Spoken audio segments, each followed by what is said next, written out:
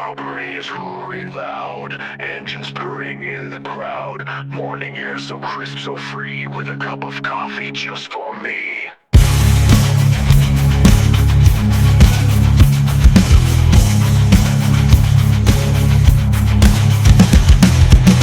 Shining like the sun, roads ahead, let's have some fun. See my crew as we roll away, carburetor setting the tone today. Carburetors and coffee, life on the go, go, go. Carburetors and coffee, morning light we glow. Mouth ahead, spirits high, underneath the open sky. Feeling caffeine in my veins, ready free from all the chains. Mouth ahead and spirits high, underneath the open sky. Feel the caffeine in my veins, breaking free from all the chains. Feel the rumble, feel the speed. This is all the taste I need. Coffee warm and engine hot, living fast and on the spot. Carburetors and coffee, life on the go, go, go. Carburetors and coffee, morning light we glow.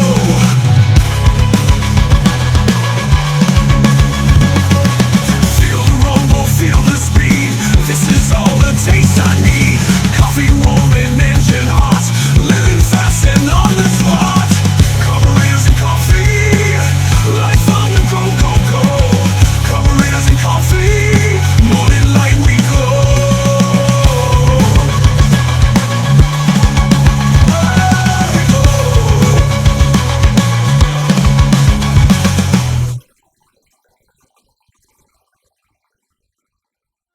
You know, I didn't want to admit it when I was a kid, but Skid Row is just a cool band. 18 in Life, I was just listening to it, but man, it's such a cool song. But when I was a kid, I was like, man, they're posers, you know? Like, I'm like into like Sepultura and like, you know, King Diamond, and like, I'm too cool, you know? I'm like into death metal, man. Like, but I was like, I like Skid Row. But like, I didn't tell anybody, and I like really didn't listen to them. But I was like a closet, you know, Skid Row guy, and I'm like listening to it now. Man, it's a cool band.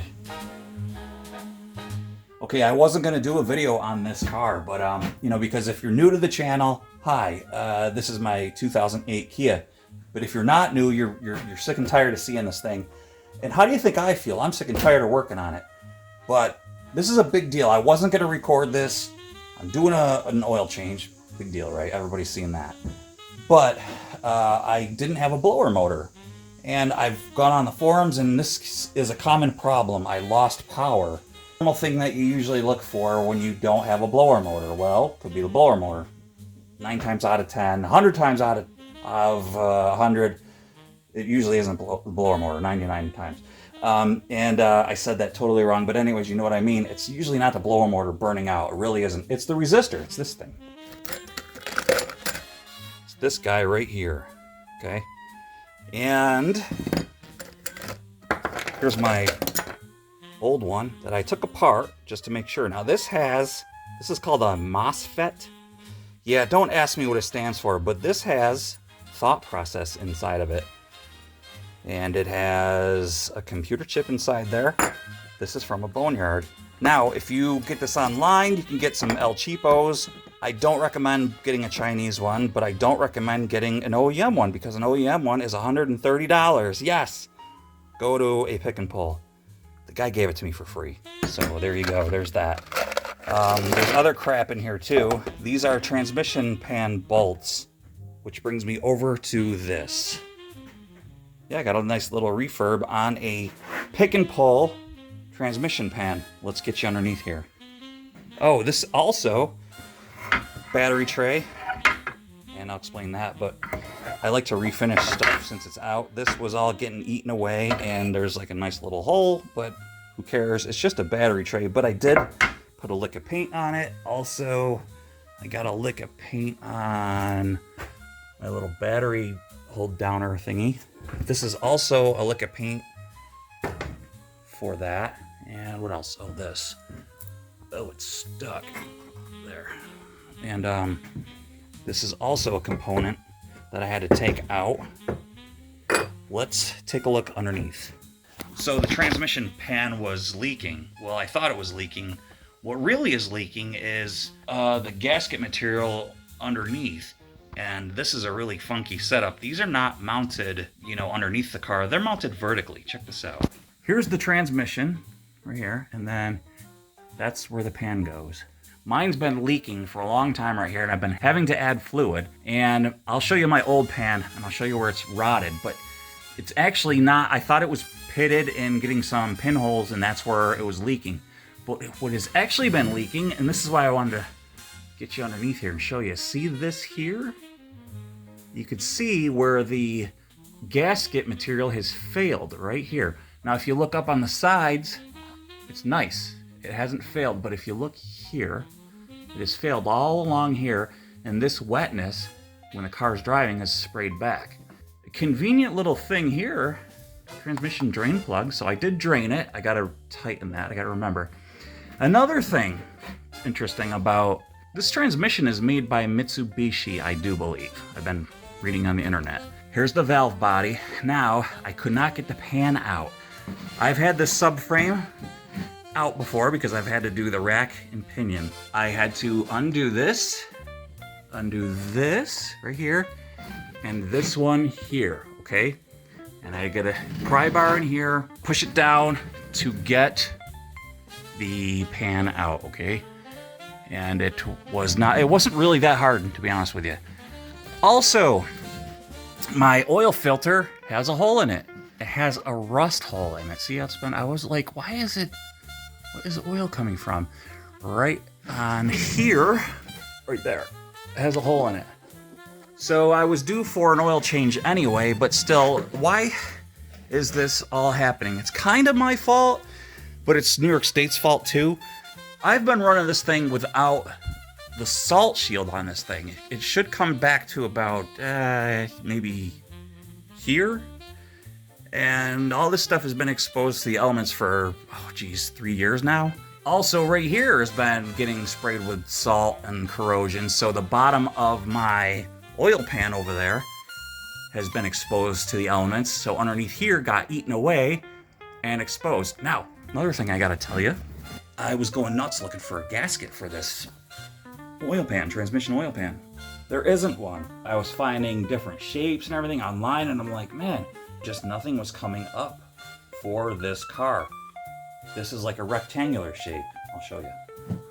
Here's my old one. Now, let me show you first off, the rectangular shape. At the factory, they use basically RTV silicone, and it's a special gray stuff. Now, again, I'm no expert on anything. I kind of learn as I go sometimes, too. There's a lot of things I do know. Never done really a transmission pan before. I've done them. I shouldn't say that. I have done them before, but never on a Kia and a foreign car. I've done 350s and stuff, and with a 350 trans and all that stuff. Old, race cars and stuff, where they have a gasket, you can RTV them and all that. This, if you look, there is no, and when I pulled it off, there was no gasket, and I was thinking, oh, that's odd, but I didn't think anything of it. It should have a gasket. Everything has gaskets. That's what I thought. But anyway, see this corrosion? This is where it was leaking. You can see where the paint lifted off, and this is where it was all leaking. Now, let me flip it over, and I'll show you where I thought that my problem was. Look at that. So I thought it was had pinholes and pits. That's for me. I was stabbing at it. But if you look on the inside, it's not bad. I mean, it could have been. That might have been from me. I think I did that.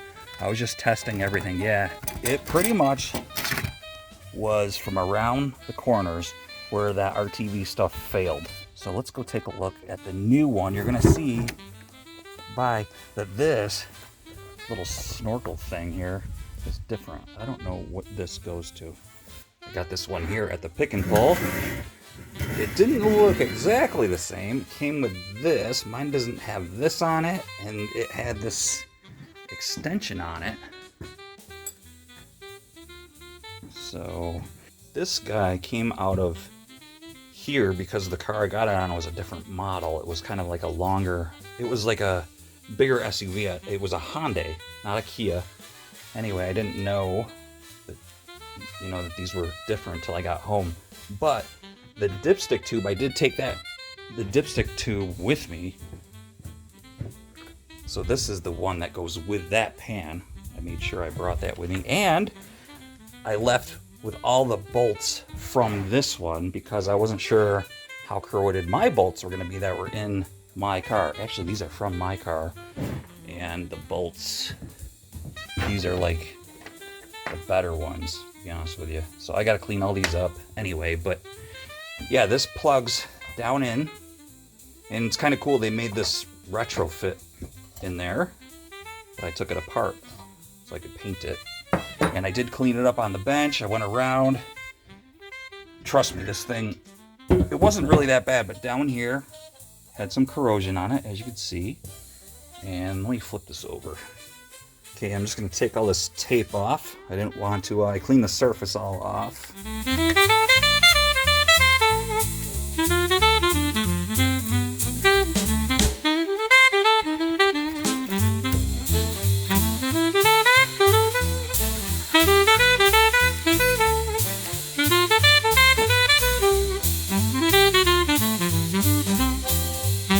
There. So there's my clean surface. This is the bottom of the pan. And you know, that car also was starting to suffer from that corrosion, as you can see.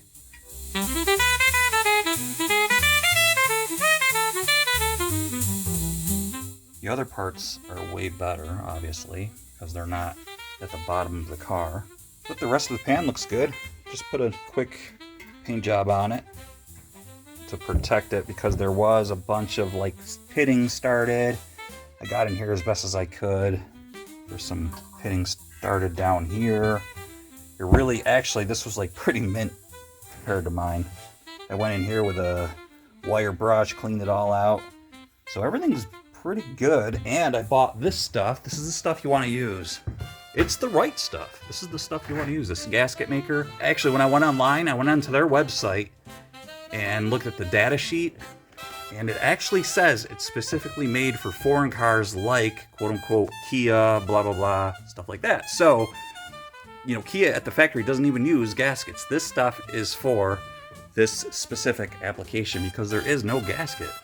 So that's what I bought this stuff for this, what I'm gonna do. And you have a 5-minute window to get this gooped on there and onto the car. Now, let's look at this again. As you can see, it's pretty drippy and all this stuff. This all has to be cleaned again. Still, this surface here, I gotta take my Scotch-Brite and clean this surface off. But before I do, let me show you the subframe and how loose that is and how I had to pull it down. Here is what I had to do. Take this in here. You can see the, there you go. It's not gonna fall out because the back is still bolted in, but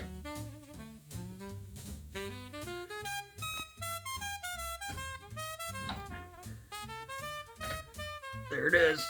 Just pulling down on it. All right, I took a little bit of a break. I'm back at it, getting ready to lay down that bead of the gray stuff. So I'm gonna switch cameras and let's get to it. I'm gonna just go ahead.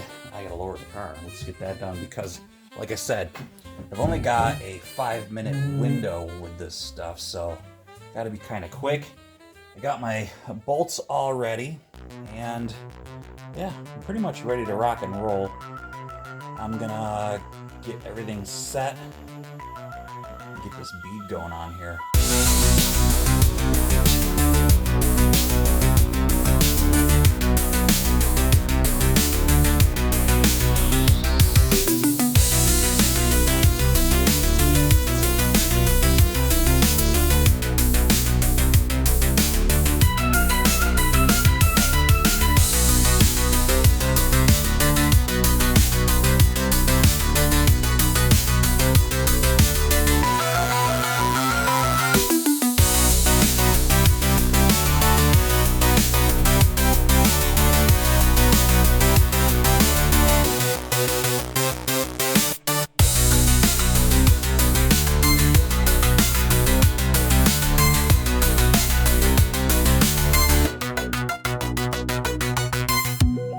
Okay, I didn't do it on camera, and it's probably a good thing, because it was not fun, it wasn't easy. That stuff starts to set up pretty quick, and the bolts didn't, it's so hard to get everything lined up, and there's 15 bolts.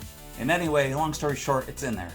And the stuff does give you a little bit longer than 5 minutes, but I think it's pretty close.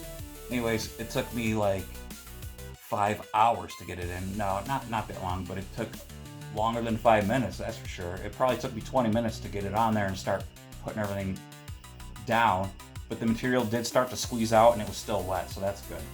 Anyway, let's take a look at it. All right, so here it is. Got all the bolts torqued down pretty good. I got my wedge of wood in here. And that, I tell you what, you have to do this. There's just absolutely no way. You can't get this around the valve body. You just cannot. The subframe is in the way. So this has to be done. It's not hard. Getting these bolts out right here might be, not that one, this one, might be hard if you haven't had them out yet. I fortunately have had these out already and anti-seized them. They're over there, but yeah, anyway, here is the pan. It's in. And now I'm gonna go ahead and go in, but tomorrow I will move on and start showing you the rest of the upper part. But before I do, I'm gonna go ahead and take this block of wood out and get the pressure off of this subframe.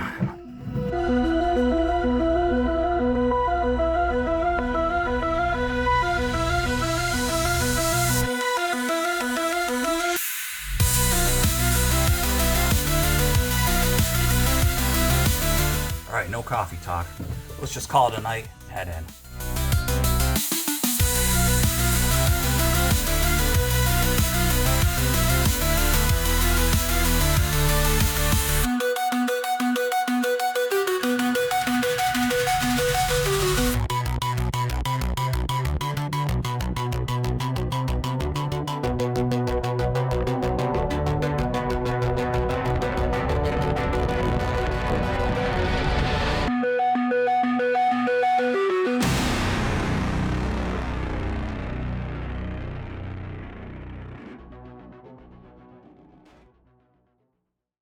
Hey everybody, I'm back at it today, and I think I was about to show you the top end and what I was chasing after. It was a power that I was missing. It wasn't a ground. Got ground, and what the problem was is I had no blower motor. Like I said, I tested the blower motor, that was fine. The resistor, pretty sure is fine, and I was getting no power. What I found was this guy right here. I already cut one, just so you know. I've cut these. It was completely corroded. I think I already threw out the corroded side. It's already cut and prepped for solder because I've got 2 new ends that I made. But yeah, it was underneath here, underneath the tip-em, and the fuse block here. This is where all your corrosion starts, and it's like typical on a lot of cars. It's not just this car. It's typical for the Northeast, and salt just gets up in here and corrosion just, it just happens. So I've also noticed that nothing seems to have been otherwise touched. We got a couple big cables here that, let me show you. There we go, that's a better look for you. So this is the guy that was completely rotted off. This one I snipped away because I'm gonna go ahead and put a new end on anyway, because if this one did it, this one's bound to happen sooner or later. These guys seem to be okay. Don't want to touch them too much, but this is where the plug goes in, and right here is, doesn't matter, but right here, this is where my plug goes in, boink, boink, and this is power and power. This one right here, guess what this fuse is? It's a 40, it's a big old 40 amp, and guess what it is? It's the blower motor. And this is the one that was broken. Dink. So yeah, I had no power. So I was keeping it super simple. Checked that, the fuse was good. Checked one underneath. I say underneath, but checked here. And I believe it's right here or here. Oh, it's out. I took it out. Yeah, I have to replace it yet. Maybe it's there. But anyway, I checked one of those. It's an AC compressor. That will also not let your blower motor run. So you got to check that too before you go ahead and do something like this. But when I went to the junkyard, I was looking for a pigtail. This was like to the fourth car I got to. Well, actually, to be honest with you, none of them were good. Let me show you what I'm talking about. All right, I made new. These are my old spades that go on to the end of that car. Where's my plugs? One of these is from. This is actually from my car. I had to like pry it out. You can see the score marks. This is a little puck thing that goes in to make sure that it never comes unplugged. This is from the parts car that was out in the boneyard. Let's take these over to the bench. So obviously these are gonna get plugged back into underneath here, okay? But I went ahead and made new ends. Took the old ones apart, because you can't find these. These are like special automotive. You can't go to the store and buy these and find these. All right, so that's pretty much it. I'm gonna go ahead and start assembling everything and get these soldered on and putting everything back together. I got a lot to do, so let's get started.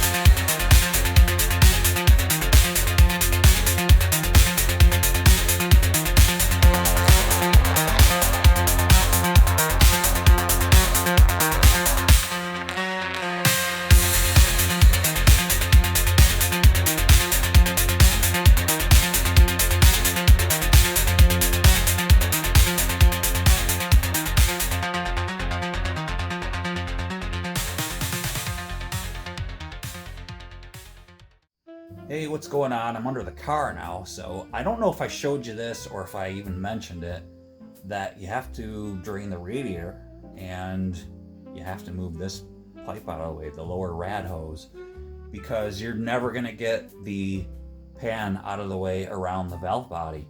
So I was putting the rad hose back on and I was thinking, oh, I never mentioned that. That has to come off too. So I'm going to show you what I'm talking about right here. I just got the clamp back on and I was thinking, yeah, I never mentioned that. So that's the one right there. Right there. Here's a better angle. And I'm telling you, you will not get the pan around the valve body with this in the way and that in the way. It just is not going to happen. You can see how close it is right there. It just has to be swung out of the way. So you do have to drain. Oh, I got to tighten that petcock too. Man, I'm glad I'm under here showing you everything. See, I got to tighten my petcock a little bit. And I had to use channel locks to tighten it. So yeah, I was about to put new fluids in and everything. And so yeah, I forgot to mention that to you guys. So anyway, I am going to go ahead, tighten that up over there. And I'm gonna go ahead and put my bolts back in. I gotta put 2 bolts, those are over there, and put my other bolt in right here and cinch everything down, get the car back down, and keep going. Hey, just want to show you real quick that oil filter. I want to show you that hole. It's pretty nasty. So here's all the pitted rust, and actually the hole is more like right here. Boom. So it's pretty much, you know, I'm making it worse, but yeah, that's where it is. And then there was some pretty much starting in here like that, but anyway, yeah, it was seeping out. Now you could be driving along and your oil light pops on and you lose oil pressure in your car, and of course when your car is running it has pressure.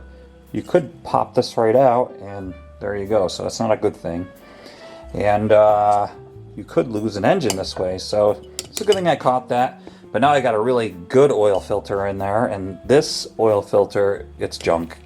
The one I got on there is a much better oil filter.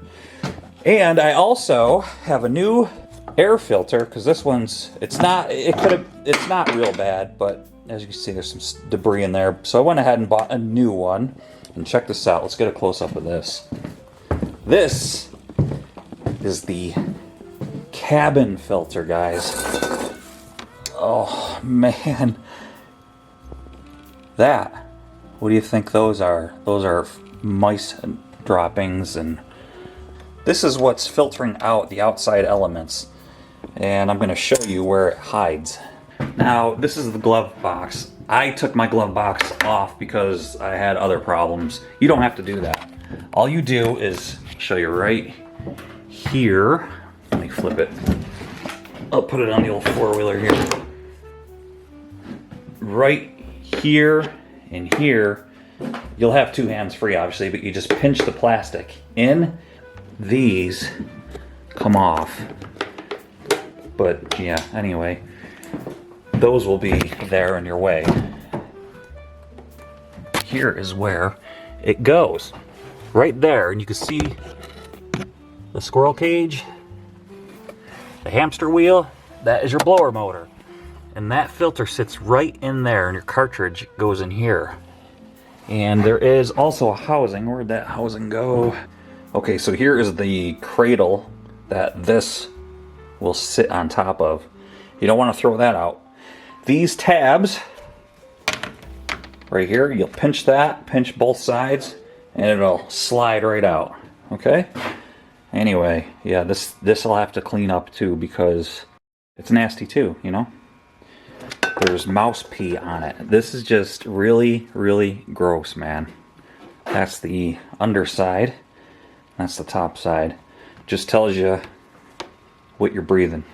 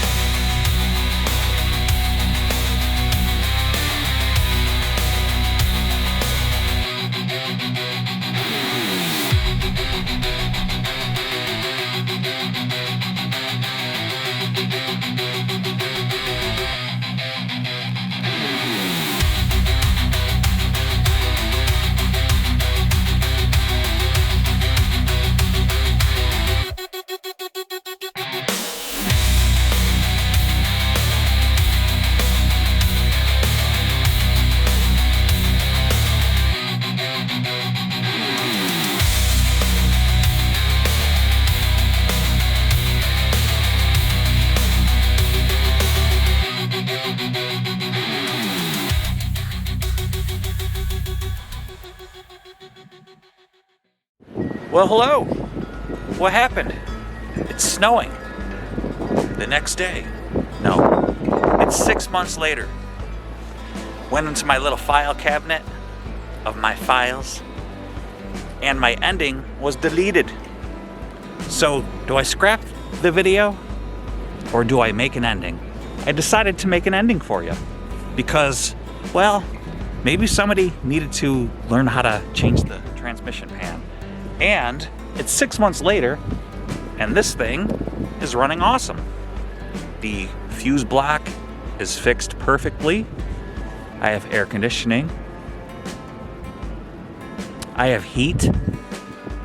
The transmission is shifting perfectly. Did I also mention that in order to change the transmission filter in this, I can't speak, you have to take the transmission out. So guess what it got? No new filter, but there's new fluid. But everything's working great, as you saw. There's a few more things to do on this car, but for the most part, everything's fixed and working. I want to thank everyone for being here, my new subscribers, my old subscribers, and if you haven't subscribed, do it. It's free. I want to thank you for sticking around, and I'll see you on the next one. Bye.